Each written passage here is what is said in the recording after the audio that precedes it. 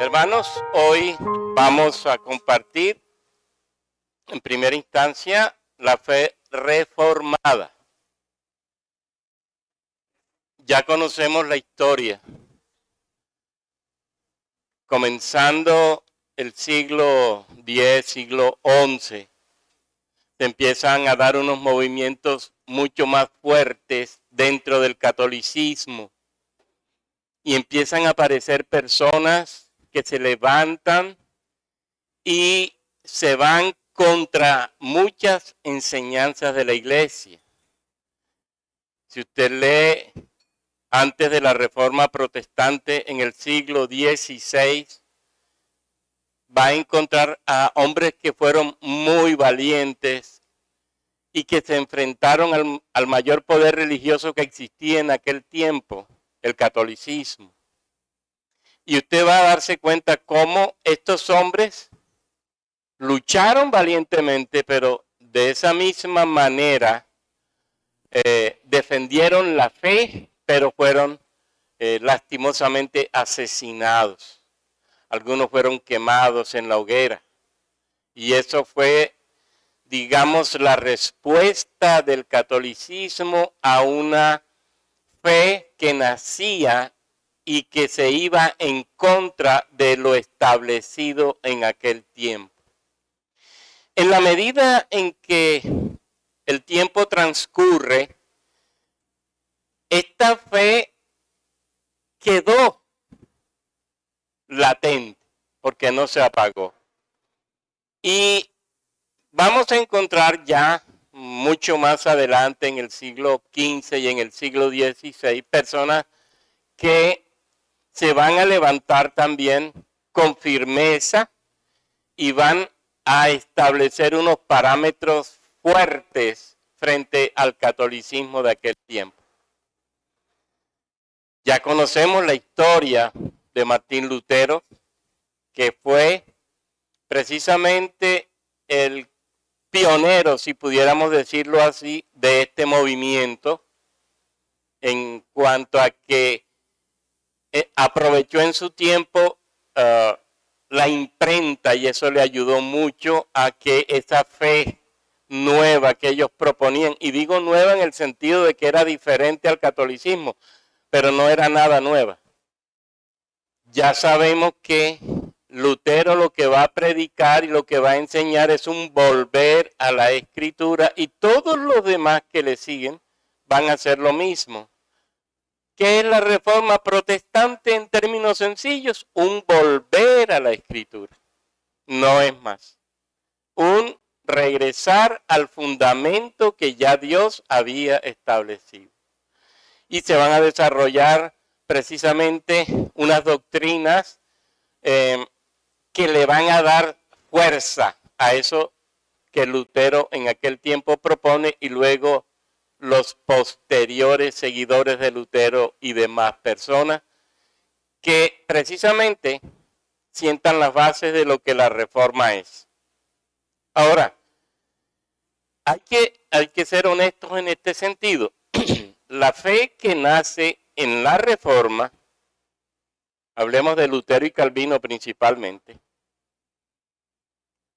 va a surgir precisamente y se va a fundamentar en una tradición que en la historia se llama tradición reformada. ¿Por qué tradición reformada? Porque hombres valientes empiezan a definir parámetros para orientar la iglesia, pero a definir parámetros desde la Biblia. Y aquí tengo que aclarar lo siguiente. La tradición reformada no es igual a la tradición de la cual nos habla el catolicismo. El catolicismo equipara tradición y Biblia. En la tradición reformada se nos va a decir, nosotros establecimos unos fundamentos para la reforma, pero esos fundamentos creados a partir de la Biblia no son iguales ni jamás son superiores a la Escritura. Y eso va a marcar diferencia. Aunque tenemos una tradición reformada, esa tradición está por debajo de la Escritura. Porque la Escritura en la Reforma se va a constituir en elemento esencial, fundamental, primordial y único. Y eso no lo podemos discutir.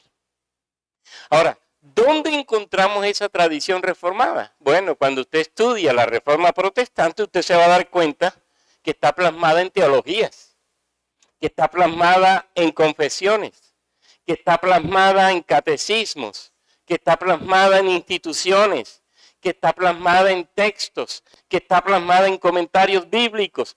Todo eso constituye el cuerpo doctrinal de la tradición reformada para la fe reformada. Y repito, todo eso no está por encima de la Escritura. Y eso yo quiero insistirlo para que no confundamos los términos. Así que la tradición reformada se construye desde la Biblia porque la reforma debía tener unos fundamentos, debía tener unos lineamientos, debía tener una doctrina, debía tener una moral bíblica. Pero eso no quiere decir que la tradición de la reforma tome eso como algo que tiene mayor autoridad que la Biblia. Eso no va a suceder nunca. Ahora, la tradición de la reforma va a decir, nuestra tradición mayor es bíblica. Y la tradición mayor que es bíblica se halla efectivamente en la palabra de Dios, que es la fuente suprema y única autoridad en los asuntos de fe y doctrina. Entonces miren la diferencia. Si tenemos un cuerpo doctrinal, claro. Revise las confesiones de fe, la estamos estudiando.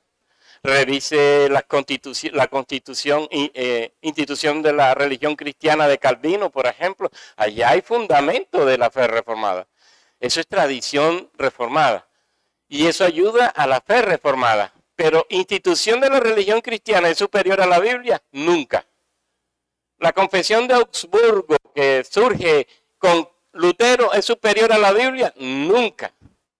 Las confesiones que surgen posteriormente son superiores a la Biblia, nunca. Pero son un cuerpo doctrinal que sirven de fundamento para entender la fe que se construye en la Reforma Protestante. Entonces, que eso nos quede claro.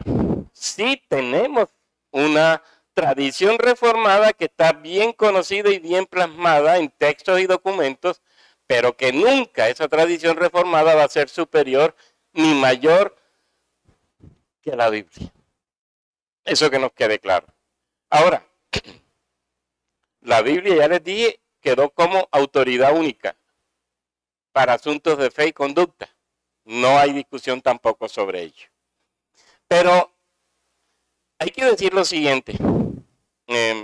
La tradición reformada, ¿por qué es importante? Porque nos da sentido histórico y nos da a nosotros una identidad como iglesia universal. Y miren que cuando uno ve la tradición reformada no rechaza todo lo del catolicismo.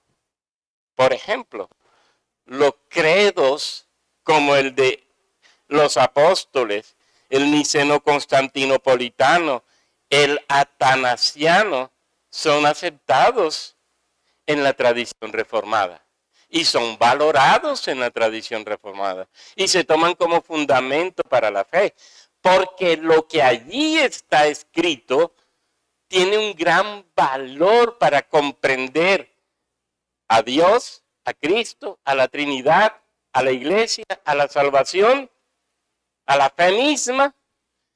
Y por eso la Iglesia, la tradición reformada dijo, no podemos desechar esto. Esto también hace parte de nuestra fe, aunque se quieran los católicos adueñar de esos credos.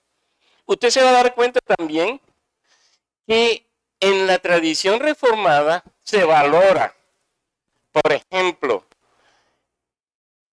el credo de Nicea, por ejemplo, el credo de Constantinopla, mejor dicho, los tres credos, 1, 2 y 3, los tres, concilios, 1, 2 y 3 de Constantinopla, el concilio de Éfeso, el concilio de Calcedonia. Y fíjense, ahí está una tradición histórica también de la Reforma Protestante, porque ellos toman eso también dentro de la tradición, lo asumen como fundamento y lo establecen como parámetro para la vida de la fe.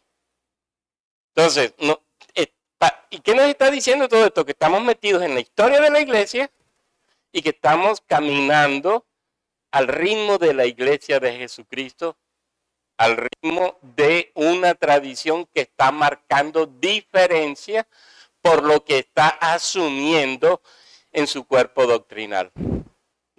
Fíjense que la iglesia no lo asumió todo, la tradición reformada no lo asumió todo. Lo que hizo fue tomar aquello que no era controversial ni antibíblico y lo dejó quieto para la fundamentación de la fe y de la tradición reformada. Y eso tampoco tiene discusión dentro de nuestra tradición reformada. Y fíjense que esto nos da sentido en la historia y nos da continuidad también en la historia. Ahora, yo estoy hablando de esto porque en la tradición reformada, y yo espero que ustedes la lean, fíjense que la iglesia que nace en la Reforma, deja de lado lo que es antibíblico, pero no rechaza lo que es realmente de fundamentación bíblica. Y usted va a encontrar que aquellos fundamentos, acuérdense que Lutero fue sacerdote, que Calvino fue sacerdote, como quien dice. Su papá perteneció al cuerpo de la iglesia, al clero, no como sacerdote, sino como abogado del clero. Y Calvino fue administrador de una capilla. El papá le consiguió ese negocio dentro del catolicismo cuando no eran todavía parte de la tradición reformada. Y ellos, lógicamente, dentro de esa tradición entienden muchas verdades. Ahora, lo que no era, lo sacan. Y fíjense lo que va a hacer Calvino en institución de la religión cristiana, nos va a purificar la doctrina y nos va a mostrar una doctrina muy precisa frente a la fe que antes era para él muy diferente. Y digo antes porque desde niño Calvino estaba administrando iglesias y él recibía plata por eso dentro del catolicismo. Ahora, el mismo Calvino va a asumir principios y normatividad de padres de la iglesia. Y eso no es pecado. Lutero se sustentó fácilmente en San Agustín. Y eso nadie lo niega. Él toma muchos elementos para la tradición reformada y la fe reformada de San Agustín. Y así lo va a hacer también los seguidores de esta fe reformada con otros autores católicos con los que no tuvieron ni controversia ni estuvieron en debate, porque así se da. Y lo otro que va a suceder es que cuando uno ve la confesión, entonces, la tradición reformada, con todo este cuerpo doctrinal y con toda esta cantidad de documentos y textos, te vas a dar cuenta que la tradición es confesional. Es confesional. Produjo documentos, como les decía ahora, de mucho gran valor. Y allí estaban definidas muchas verdades bíblicas. Muchas. Lógicamente, no están todas, pero están las fundamentales. La Confesión de Fe Bautista tiene solamente 32 temáticas. Y siempre se ha hecho propuesta para continuarla, agregando otras temáticas y otras doctrinas, pero en este tiempo, lógicamente, eso se convierte en un problema porque aún hoy en día las iglesias de la Reforma se están dividiendo por aspectos específicos y eso no lo podemos negar. Pero a pesar de todo, con todo lo que en la Reforma Protestante se produjo, se construyó una base confesional importante para que sirviera de estandarte, para que sirviera de identidad a cada creyente que seguía esta tradición. Ahora, dentro de esta tradición reformada y de la fe reformada, usted va a descubrir que no solamente es confesional, sino que es discipuladora. Lutero decía que era catequética, es lo mismo. Formadora en la fe, formadora en doctrina. La tradición reformada se preocupó por educar no solo en la iglesia, sino en colegios y universidades. Y ya ustedes saben que en la tradición reformada, y si miran a las universidades americanas, muchas nacieron en la tradición de la Reforma Protestante. Las grandes universidades en Estados Unidos, importantes, nacieron en la Reforma. Y eso no lo podemos evitar cuando los puritanos llegaron a ese país. Entonces, se produjeron estas formas de actuar por una preocupación que había. La Reforma Protestante se da cuenta que la iglesia sufre un gran problema y es que no conoce la Escritura. Y como no conoce la Escritura, hay que educarla. Si usted revisa en la fuente de la Reforma Protestante, se van a dar cuenta que los problemas que tenía el catolicismo era ese. Tenían sacerdotes que no tenían formación doctrinal. Y como no tenían formación doctrinal, cualquier cosa que un sacerdote decía era válido. ¿Y quién controlaba eso en aquel tiempo? Por eso Lutero va a decir, necesitamos formar en teología a la iglesia, y por eso Calvino va a decir, necesitamos educar la iglesia, y en la Reforma eso va a ser un grito, necesitamos educar la iglesia. La iglesia no puede mantenerse sin el conocimiento de la verdadera fe, sin el conocimiento doctrinal esencial, para que no sea desviada del verdadero camino de Dios. Y repito, va a ser una preocupación fundamental. Y por eso usted no va a encontrar una sola confesión de fe. Hay una lista grandísima.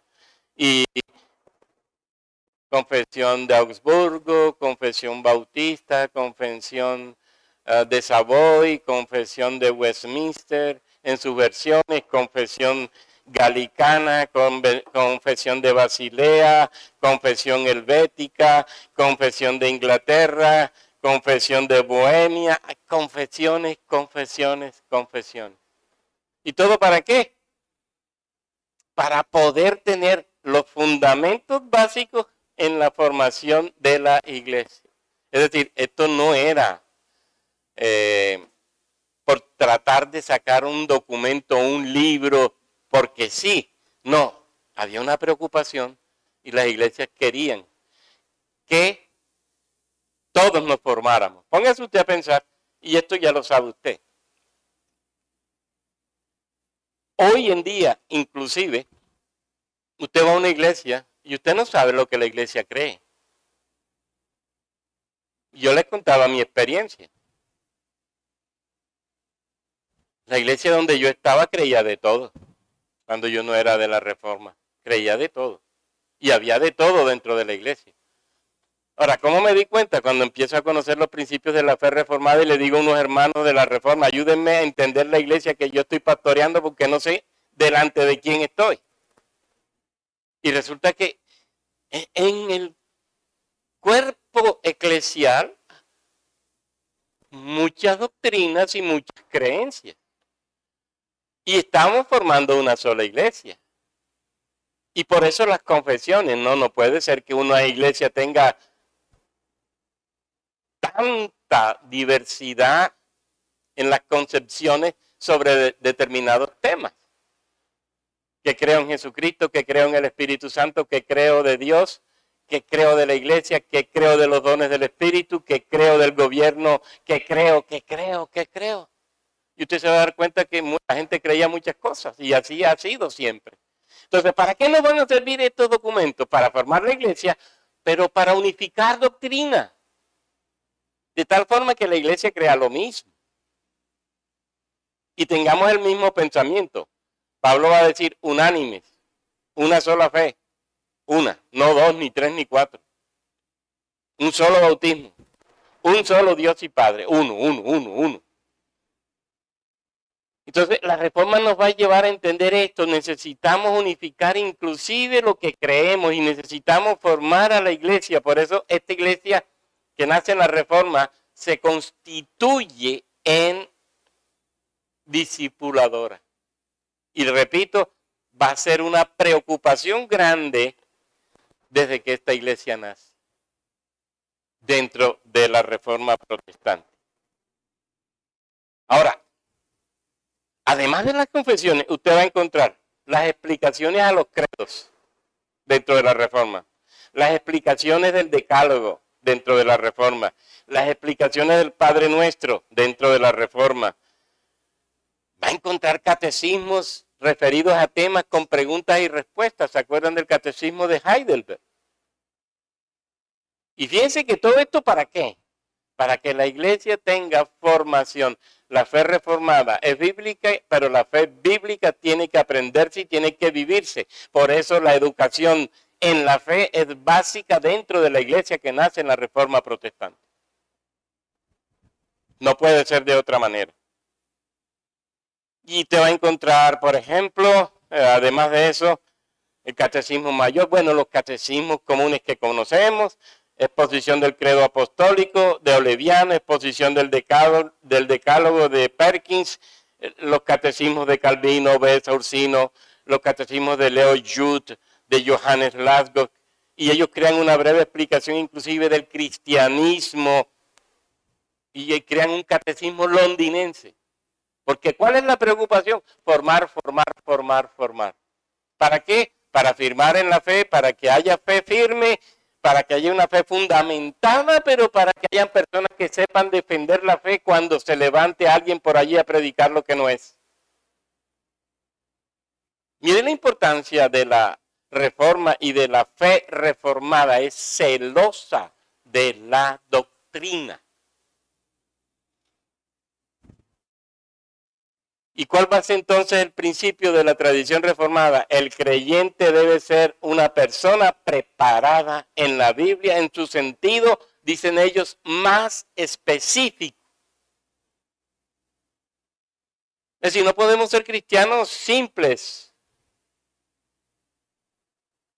No podemos ser ese tipo de cristianos. Otra preocupación en la reforma y en la fe reformada es el culto. Fíjense que el culto marca diferencia en la fe reformada. El culto tiene que ser diferente. ¿Y por qué lo hacen diferente? Bueno, había corrupción del culto antes. Y ustedes conocen la historia también. En el culto se daba de todo.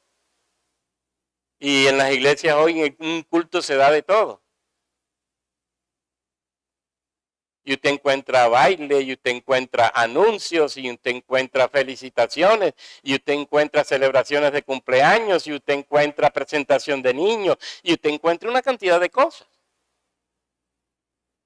Y la fe reformada dijo, no, la fe reformada tiene que ser vista también y definida también en un culto solemne, pero en un culto bíblico. Y esa va a ser otra de las acciones importantes de la fe reformada y de la tradición reformada. Y usted va a encontrar también unos lineamientos que son tremendamente hermosos para el culto. Martín Bucero, por ejemplo, escribió un texto hermoso sobre el culto. Y de ahí en adelante, Calvino va a escribir también, John Knox va a escribir también, Thomas Cranmer va a escribir también, Zacarías Ursino va a escribir también. Todo para decirnos que nosotros tenemos que marcar diferencia en el culto. El culto no puede ser celebrado de cualquier forma. Y tiene que haber unos elementos básicos donde la palabra de Dios sea lo principal, pero donde también se ore, se alabe y se exalte el nombre de Dios. Y eso es lo que siempre se trató de hacer dentro de la historia de la Reforma Protestante, y eso es lo que muestra la fe reformada, un culto que sea lo más bíblico, donde la palabra sea lo central y donde Dios sea exaltado y donde se ore y se cante para Dios. Y por eso usted encuentra una oración donde hay confesión de pecados, agradecimiento, exaltación de Dios, compromisos de fe, alabanzas con himnos, edificación con la lectura y enseñanza de la Biblia, ofrendas, ordenanzas, todo eso usted lo va a encontrar dentro de la Reforma Protestante, en el culto. Y miren cómo esto entonces va a ir llevando a la iglesia a marcar diferencia con la tradición que se venía observando y que venía actuando en la historia de la iglesia. Fíjense que vamos marcando diferencia. Y dentro del culto va a decir la tradición reformada por tener la Biblia como centro y eje de toda la fe, y para el sustento de la vida espiritual del hombre, entonces debe ser ella la que sobresalga en el culto. Porque es Dios hablando a su pueblo. Y por eso usted aquí ve cómo valoramos la palabra de Dios y la predicación. Y tratamos que en la predicación se dé el respeto, la solemnidad, porque es Dios hablándonos. Y por eso siempre hemos advertido, cuidado con los niños, dejen la caminadera. Cuando se predica la palabra de Dios debemos estar atentos, como hacía el pueblo de Israel allá en la época de Esdras y Nehemías. Siempre se buscó eso. La Biblia es palabra de Dios, la Biblia es el eje central de la vida de fe. La Biblia se exalta en el culto y lleva a ocupar tiene ella que ocupar el primer puesto en el culto. Ahora, lo otro que va a asumir la fe reformada y la tradición reformada es la soberanía de Dios. La fe reformada cree en Dios, pero cree, asume y vive en ese Dios que entiende claramente como soberano, como Señor de todo, como gobernador de todo, como quien tiene el poder sobre todo. Soberanía de Dios va a ser entonces otro de los ejes centrales de la tradición reformada y de la fe reformada. Y entendiendo a Dios y su soberanía, nosotros vamos entonces a entender cómo debemos caminar en la fe, y seguro que la fe de nosotros, entendiendo esa soberanía, va a ser totalmente diferente a la que antes teníamos. Porque quien entiende a Dios como soberano, entiende su fe y entiende su vida y sabe qué tiene que hacer frente a eso. Eso indiscutiblemente es así. Entonces, Biblia por un lado, pero Dios como soberano y eterno y grande por otro lado. Tiene control absoluto sobre toda la creación, el que ha predestinado y preordenado todos los eventos, y el que tiene una palabra que cuando la lanza se cumple y produce un efecto para sus fines establecidos. Y eso no podemos nosotros discutirlo. Dios gobierna, Dios es soberano, Dios tiene el control, Dios está por encima de nosotros, llevándonos hacia la eternidad. Eso lo entiende claramente la Reforma Protestante y es fundamento de la fe reformada. Ahora, hay unos elementos que ya ustedes también conocen perfectamente. ¿Qué va a hacer la fe reformada? ¿Y qué va a hacer la tradición reformada? Acoger dentro de lo que Calvino escribió, y bueno, se dice Calvino, pero realmente fueron seguidores de Calvino, cuando se habla de doctrinas de la gracia. Y la fe reformada va a coger estas doctrinas de la gracia como fundamento para la vida de fe. Y entonces, las doctrinas de la gracia que conocemos se constituyen para nosotros en eje central de la predicación, de la enseñanza y de la vida misma. ¿Cuáles son las doctrinas de la gracia? Primera, incapacidad total humana. Segunda,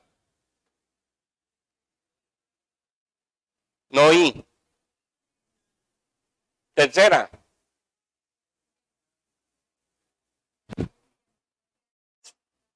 alguien que se levante y me las mencione, por favor. Y no me digan que no se las saben porque no les voy a creer. ¿Quién se levanta y menciona las doctrinas de la gracia? Vamos, rapidito.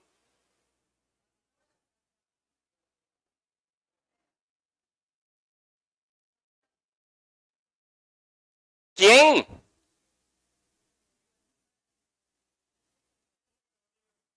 Carlos. Perdón, Luis.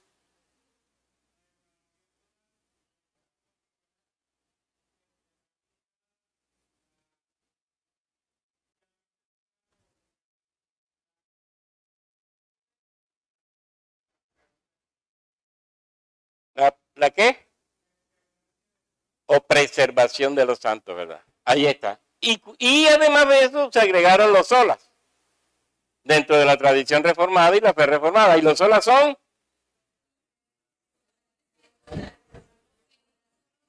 ay, sí. Aleluya, hermano. Entonces, fíjense, son aspectos de la tradición y de la fe reformada.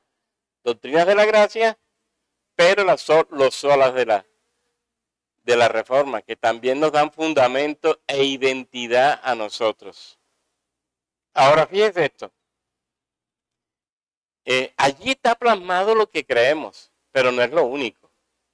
Lógicamente, eso es un fundamento. Y fíjense que dentro de la tradición reformada, por ejemplo, nuestra confesión de fe bautista, ¿qué otras cosas nos enseña? ¿Quién se levanta y me dice?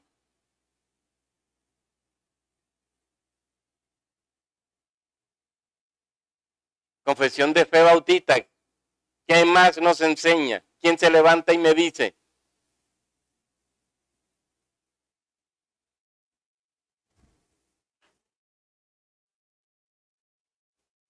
Tendré que ponerle 0 de calificación, hermano. No creo. El decreto de Dios. ¿Por qué es importante el decreto de Dios, Carlos?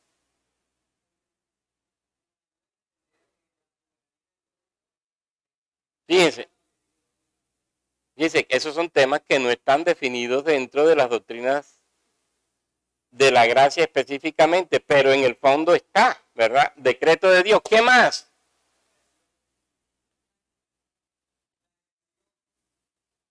Carlos, ahora te callas. ¿Quién más, hermano?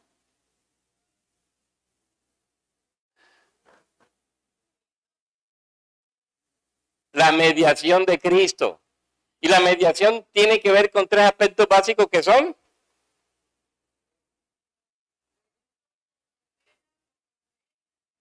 ¿y cómo? Sacerdote. Fíjense, son temas que están dentro de la reforma porque su tradición los contiene y son básicos para nuestra fe. Fíjense que allí están. Entonces, tenemos textos particulares, pero fuera de ellos hay más temas. Fíjense, doctrinas de la gracia sola, pero hay más. Es decir, ¿qué buscaban estos hombres que dirigían la reforma? Eso, que entendamos estas temáticas de la escritura para podernos unificar en la fe y poder creer lo mismo en asuntos de fe y doctrina. Y eso es lo que se busca. Y por eso es que se lucha. ¿Que ha sido difícil? Claro. Pero eso no quiere decir que no se haga el esfuerzo. Ahora, además de eso, la tradición reformada nos va a enseñar otros aspectos, como por ejemplo, que la iglesia no tiene el derecho de construir o modificar las políticas de Estado. Y que el Estado no tiene derecho a elaborar un credo o política para la iglesia. Eso no quiere decir que las políticas que elabore el Estado tengan que ser aceptadas, aunque sean antibíblicas. No, señor. Ojo con eso. Y por eso usted va a ver que la tradición reformada y la fe reformada va a marcar diferencia con el Estado. Estado de un lado, iglesia del otro. ¿Estamos? Y esto también va a ser claro dentro de la tradición reformada. En la tradición reformada es claro enseñar que, y esto lo consigue usted en el catecismo, Dios sostiene y gobierna la creación, suple fielmente en su providencia las necesidades de su pueblo, tiene efectivamente cuidado providencial, fortalece la fe de su pueblo y bendice y lleva hacia la eternidad a su pueblo a través de una aplicación de estas doctrinas que se llama preservación de los santos. Entonces, la fe reformada vuelve a decirnos cómo Dios tiene el valor sublime de tomarnos a nosotros, de transformarnos a nosotros, de bendecirnos a nosotros, de sostenernos a nosotros, de darnos sabiduría a nosotros, de glorificarse en nosotros y de llevarnos al cielo. Eso es pura fe reformada. Ahora, si usted revisa esto, que he hablado muy rápido aquí, y lo compara con otras iglesias, se va a dar cuenta que hay una marcada diferencia. Y una diferencia amplia. El catolicismo no cree en la gracia total aplicada en la redención. El hombre quedó con algo de bondad para decidirse por Dios. Y hay otros tipos de religiones y de creencias que también marcan diferencia con la Reforma Protestante. Estoy tocando lo que no van a tocarse porque ustedes saben bien que en la Reforma Protestante, y nos dice esa reforma, nosotros creemos en la iglesia administrada por un cuerpo pastoral. Y esto también es importante, un cuerpo pastoral, uno solo, constituido por varios miembros. Y como colaboradores y ayuda para la iglesia, un cuerpo diaconal. Son las dos autoridades en la iglesia. Pero las iglesias son autónomas. Por encima de nosotros no hay un ser humano que nos esté gobernando. Y usted va a ver que en la iglesia protestante y en la iglesia reformada no existe nadie por encima del pastor, ni nadie por encima de los diáconos. Hablo de autoridades humanas. ¿Estamos? Usted ve que en otras denominaciones sí, y hay toda una organización tremenda frente a eso. Inclusive usted va a encontrar en denominaciones hasta una clasificación pastoral. Lo clasifican por grados. Pastores de grado 1, de grado 2, de grado 3, de grado 4, de grado 5. Cada grado tiene un nombre particular. en la tradición reformada, pastor es pastor y listo, se acabó. Y diácono es diácono y listo y se acabó. Y el otro que es pastor es igual a mí porque somos pastores y listo, se acabó. No hay autoridades por encima. Y lo otro, yo soy pastor suyo. De aquí.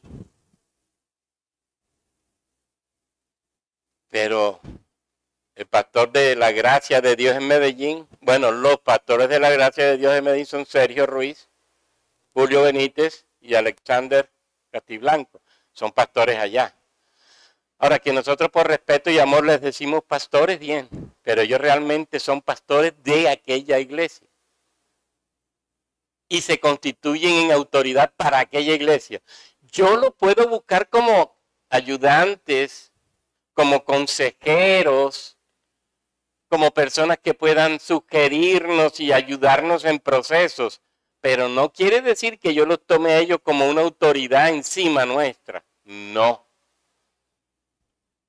Hay una marcada diferencia porque somos dos iglesias con autonomía cada una, con autoridad de cada una, pero que podemos trabajar en comunión en caso de necesidades particulares en donde se necesite asesoría, consejería o ayuda.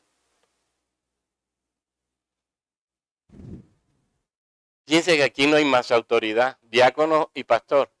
Ahora, ¿la idea cuál es? Que haya más pastores y eso es lo que queremos que se dé para que podamos constituirnos como la iglesia bíblica en ese sentido. Y fíjense que no hay más. No hay más. Y como ya veremos, aquí usted no verá predicando nunca a una mujer, porque en la tradición reformada la mujer está puesta en un sitio muy particular dentro de la iglesia. Ella no ha sido llamada al pastorado. No hay pastoras. Hay esposa de pastor, sí. Pero eso no quiere decir que ella sea pastora. Ahora, ¿dónde hay pastoras en la Biblia? En ninguna parte. En el Antiguo Testamento no hay pastoras. En el Antiguo Testamento el sacerdote era el principal ministro del pueblo.